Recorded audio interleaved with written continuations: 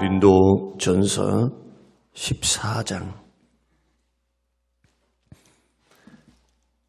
고린도전서 14장 26절에서 33절 말씀 같이 읽겠습니다. 그런즉 형제들아 어찌해야 할까?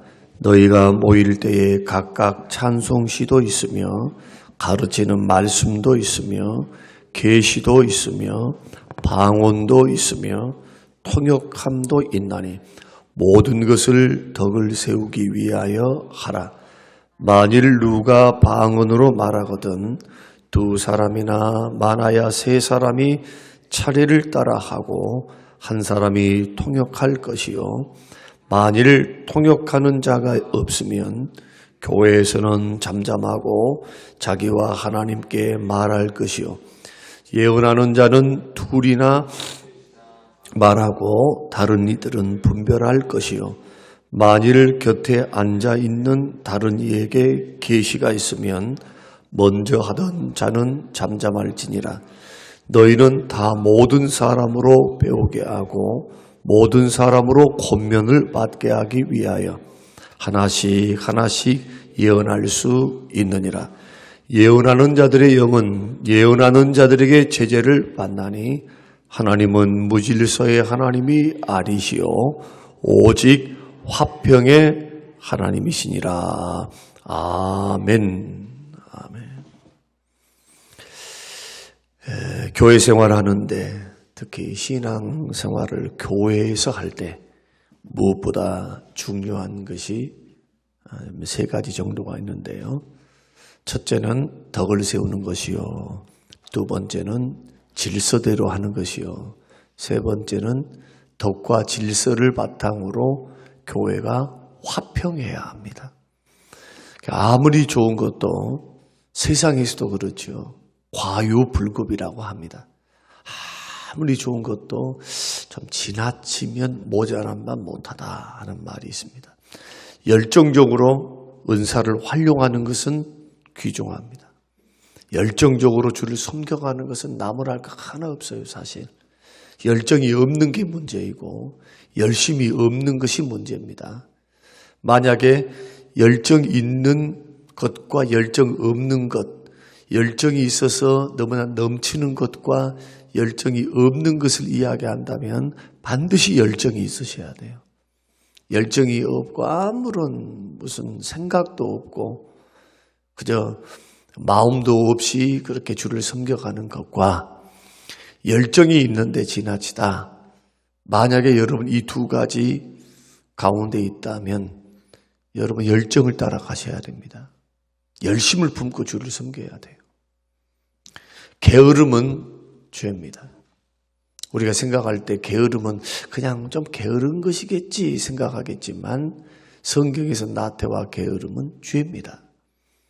그래서 기도를 쉬는 죄, 하나님 앞에 마땅히 영광과 찬양과 예배를 드려야 하는데 예배를 쉬는 죄, 다 게으름에서 와요. 무슨 여러 가지 시험들이 있어서 나는 예배 생활을 못해요, 기도 생활을 못해요. 다 이런 이야기 하지만 한번 그 근본적으로 한번 그 영적인 밑바닥 속으로 들어가 보면 영적인 나태함이에요. 영적인 게으름입니다. 이것은 자라갑니다. 그래서 신앙의 습관을 우리가 들을 때 참 중요한데 나이가 들면 나이 따라서 또한 약해지기도 합니다. 그것은 뭐 나이를 이겨먹을 수 있는 방법이 없어요. 만약에 연세가 드시는데 20대처럼 일을 한다. 절대로 그건 또 옳지 않습니다. 그러니까 나이에 맞게끔 하는 건데 그러나 중요한 것은 우리의 체력도 있고 영역도 있고 우리의 어떤 시간, 물질 이런 것이 다 제약을 받지 않습니까? 중요한 것은 마음에 뜨거운 열정이라는 거예요. 그 열정과 그다음 열심을 가지고 주를 섬기는 것은 굉장히 중요한 것이다. 그런데 고린도 교회는 이 열정이 조금 지나쳤습니다. 열정 자체를 나무라지 않습니다. 사도 바울은 은사 자체를 잘못했다고 말하지 않습니다. 자기도 오히려 14장 18절에 방언을 더 많이 말한다. 고린도 교회가 주로 자랑했던 것이 예언과 방언과 지식인데 이 세 가지가 굉장히 신비롭죠. 이것은 믿지 않는 사람들에게 표적이 되기도 하고 믿는 사람에게는 깨닫는 은혜, 위로의 은혜, 권면의 은혜를 받게 합니다. 그리고 많은 것을 배울 수가 있어요. 영적인 지식에 대해서, 진리에 대해서. 그러나 교회 생활은요, 덕을 세우기 위해서 해야 합니다. 질서대로 해야 합니다. 그래서 결국 그리스도의 몸된 교회는 화평을 이루어야 돼요. 그런데 고린도 교회는 이러한 성령의 은사가 충만했지만 잘 활용을 못합니다. 그래서 어린아이 같은 신앙이라는 것이고 또 싸움이 많아요. 다툼이 많아요. 시기가 많아요. 다툼이 있는 곳은 언제나 시기가 있습니다. 교만이 있습니다. 영적 교만이라 합니다. 이게 다 어디서 옵니까? 자기 은사를 더 우울하게 생각하니까 그래요. 막 하나님의 일반적인 은혜가, 성령의 은사가 막 나에게 찾아오니까 사람들은 그것을 우쭐하거든요. 우쭐해. 다른 사람, 그렇게 못하는 사람에 대해서 깔보지는 않지만 자기도 모르는 사이에 조금 자고하고 자만하는 마음들이 있어요. 나만 무슨 특별한 하나님으로부터 막 은혜를 받는 것처럼 무슨 신유 은사를 좀 받아놓으면 그것이 막 전매 특허인 것처럼 하는 사람들이 있잖아요. 정말 어리석은 겁니다. 그래서 은사는 어떻게 활용해야 하는가? 반드시 덕을 세우라. 그래서 26절 말씀 보니까 그런즉 형제들아 어찌할까? 너희가 모일 때에 각각 찬송시도 있으며 가르치는 말씀도 있고. 그게 뭡니까? 우리가 지금 경배 찬양 드리죠. 그렇죠? 예배, 공예배 때, 또 찬양 예배 때, 철야 예배 때 막 찬양을 해요. 거기에 말씀도 있습니다. 또 방언도 있습니다. 계시도 있습니다. 통역도 있습니다. 막 은사가 일어날 수 있어요. 그러나 모든 것을 뭘 하기 위해서? 덕을 세우기 위해서 하라 그랬습니다. 그러면 덕을 세우기 위해서, 교회를 세우기 위해서 할 수 있는 우리 성도들의 의식이 있는데 그 의식 세 가지를 오늘 본문이 말씀하고 있는데 이틀에 걸쳐서 세 가지를 말씀드리려고 합니다. 오늘은 첫 번째로 오늘 말씀 26절 이하의 말씀 보면은 덕스러운 교회 생활을 위해서 첫 번째로 해야 될 것은 뭐냐? 절제의식입니다. 절제하라. 자, 27절. 만일 누가 방언으로 말하거든 두 사람이나 많아야 세 사람이 차례를 따라 하고, 방언은 차례를 따라 하라는 거예요. 두세 사람이 막 여기서 막 방언을 막 할 때 한 사람씩 차례를 따라 하고 한 사람은 통역을 해주고, 통역한 자가 없으면 교회에서는 잠잠하고, 그 말은 뭡니까? 모여 있을 때는 잠잠하라는 거고 자기와 하나님께 말할 것이다. 예언은 어떻게 하는가? 둘이나 셋이나 말을 하고 다들 이들은 옆에서 분별하는 겁니다. 어떻게 분별? 저거 헛소리냐? 헛소리 하는가? 성경에서 벗어난 말씀을 하고 있는가? 분별하라는 거예요. 예언은. 예언이라는 것은 미래를 점치는 점쟁이를 말하는 것이 아닙니다. 어제도 제가 설명드렸죠. 성경에서 말하는 예언은 성령께서 말씀을 읽는 자에게 깨닫게 하셔서 그 깨달아진 것을 바탕으로 사람에게 권면을 하는 것. 그러니까 설교도 어떤 의미에서는 예언의 은사 가운데 하나입니다. 지혜, 지식의 은사와 같은 그 쌍둥이 같아요. 그래서 성령께서 계시의 말씀을 주십니다. 감동을 주십니다. 그래서 전해줬는데 그 말씀이 그분들에게는 도전과 은혜가 되는 겁니다. 저는 이러한 경우를 설교 사역을 통해서, 신방을 통해서 저는 너무나 많이 경험을 했어요. 지금까지. 제가 대신방을 각 가정별로 했을 때 특징이 두 가지인데, 하나는 눈물. 그렇게 눈물 흘려요.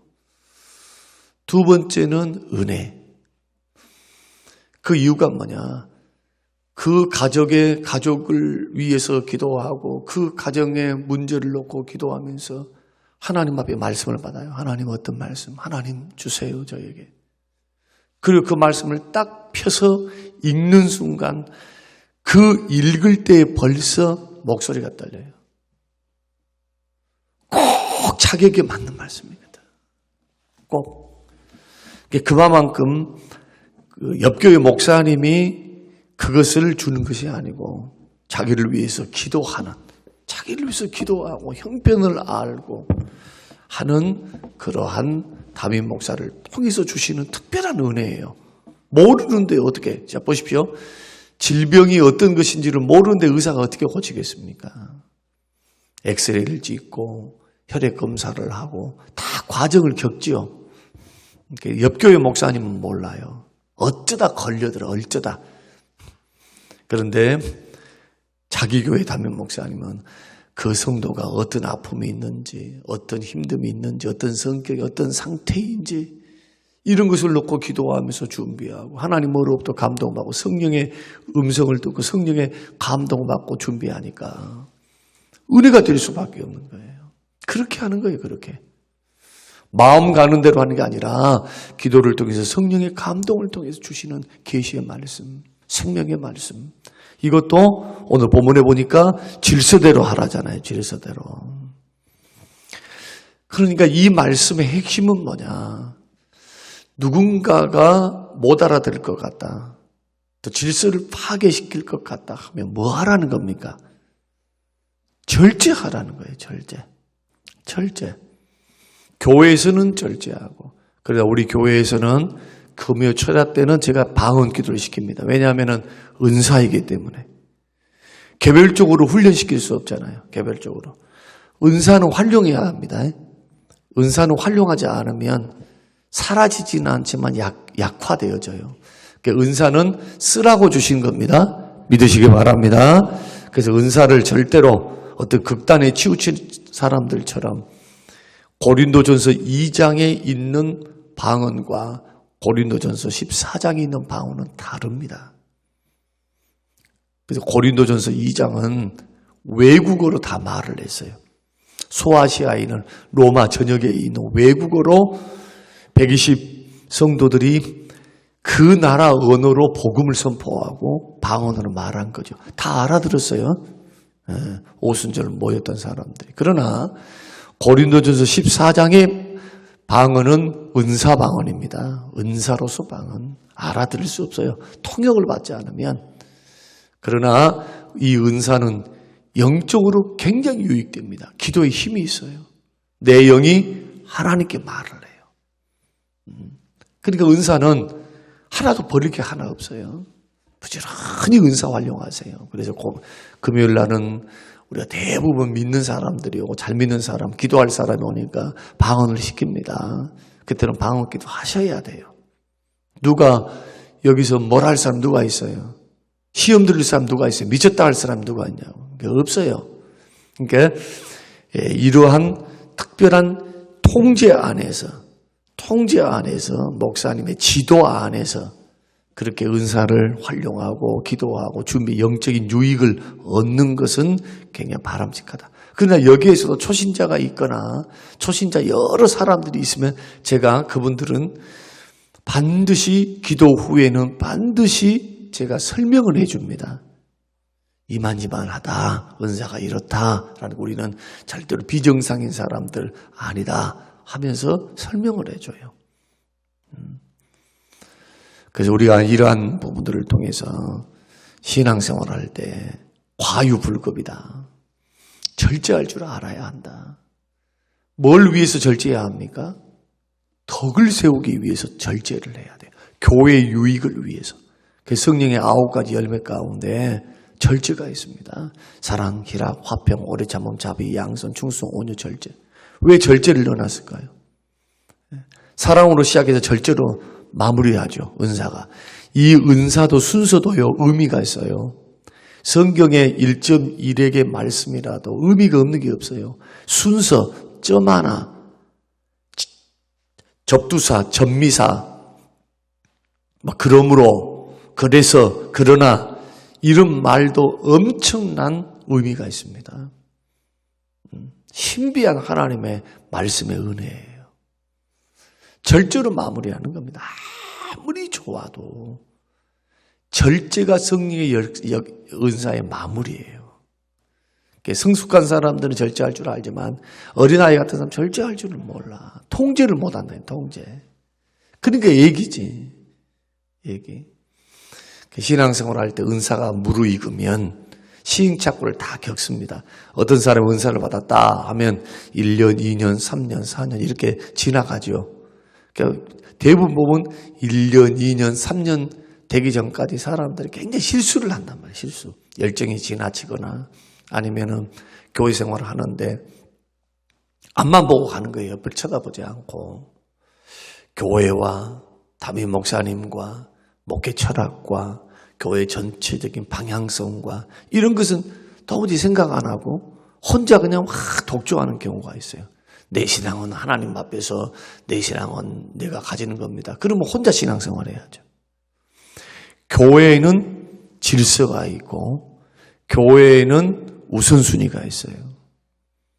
그것을 바라볼 줄 알면은 성숙하다 그렇게 판단을 합니다. 왜냐하면 신앙생활은 1, 2년 할 게 아니단 말이에요. 교회에서. 1, 2년 할 것이 아니에요. 목회도 마찬가지 목회도. 그래서 현장 경험이 필요한 겁니다. 현장 경험을 하면 노련하게 돼요.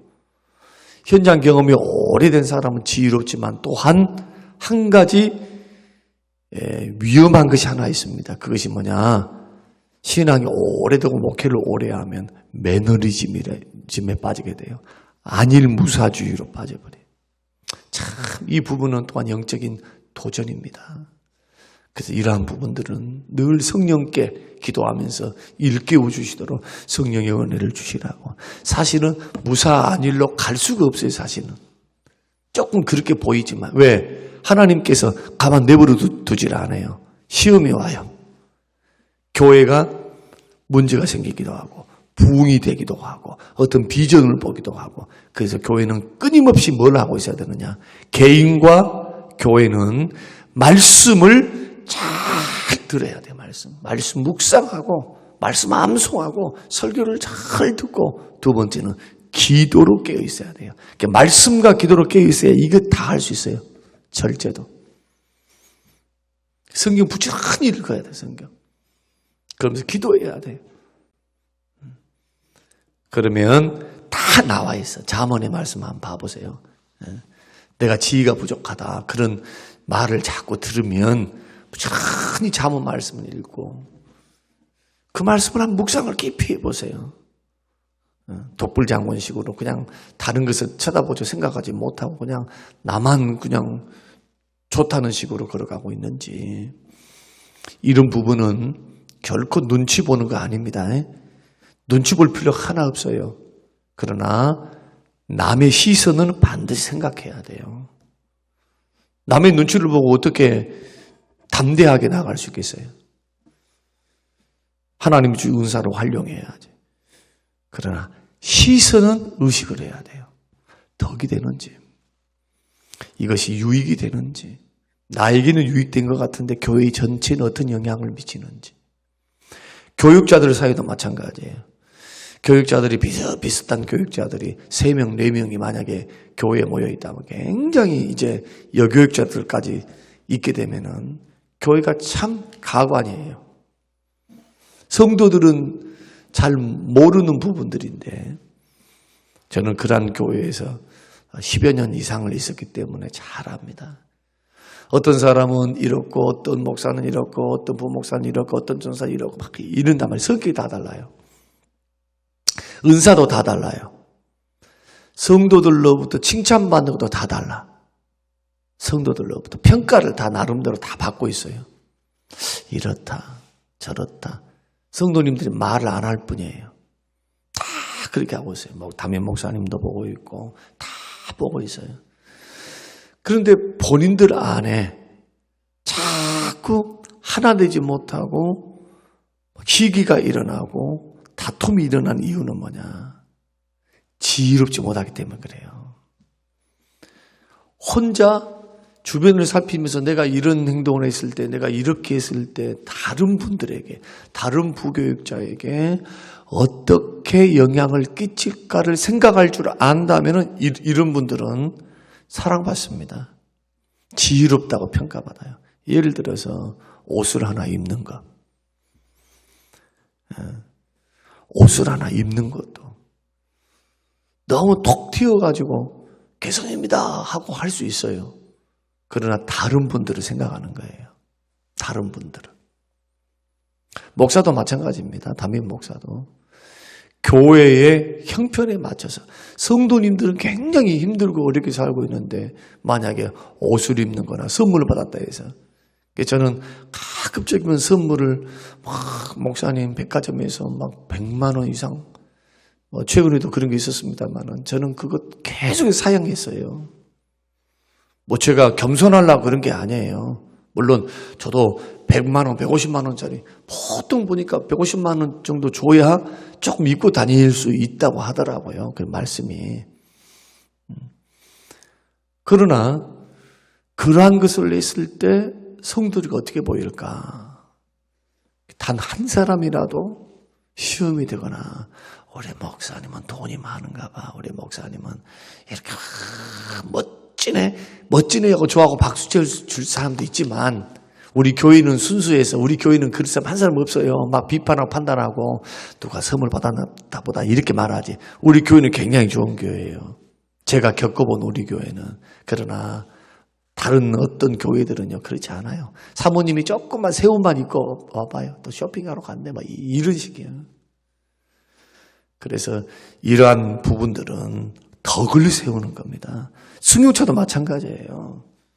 교회에서 차를 이렇게 해주시려고 할 때도 마음 같아서는 나는 이런 거 정말 성도들보다 더 낮은 수준의 이런 것을 원했지만 또 교회의 위치가 있잖아요. 위치. 교회의 덕이라는 것도 있고 교회 유상이라고 하는 것도 있어요. 그러니까 이러한 체면 문화가 교회 안에 또한 이 문화 안에 살아야 되잖아요. 그러니까 이러한 부분들, 꼭 방언의 은사만 아니라 절제라고 하는 것은 우리의 신앙생활 전반에 걸쳐서 조금 생각해 볼 필요가 있다는 거예요.